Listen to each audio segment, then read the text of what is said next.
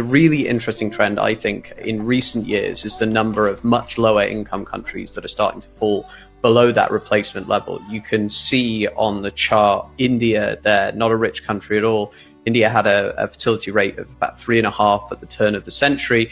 It had a fertility rate of 60 years ago. It's now sub-replacement rate. It's true of most of South America. It's true of a large part of the rest of the world. And really the only countries with above replacement fertility rates now are in Central Asia. There's a big sweep of countries there, and in Sub-Saharan Africa, where you still get some very high fertility rates. But it's an increasingly small group of countries that are actually above that 2.1 level. There might be this idea that what's happened to fertility rates reflects what we've seen among more educated and richer women. But actually, this is a much more broad-based trend, isn't it? Historically, if you go back further and further, the norm was always that rich women had more children than poor women. You could afford the resources to have more children, so you did. Poor women couldn't, and so they didn't.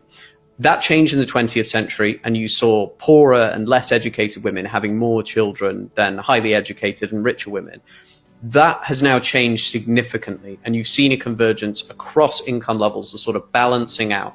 You look at the US, for example, more than half of the decline in fertility in the US since 1990 has been down to mothers under 19 having fewer children. This is obviously something that, you know, is a sort of social and political goal. It's not something that people didn't want to happen. You've seen that balancing out. And actually now rich and highly educated women in the US have slightly more children than some of the lower income groups. I find that stat absolutely astounding. I have to say that in the US, half of the fertility decline is essentially the loss of teen pregnancies, because it runs up so much against the kind of stereotypical explanation that people have in their mind that this is about career women not having children.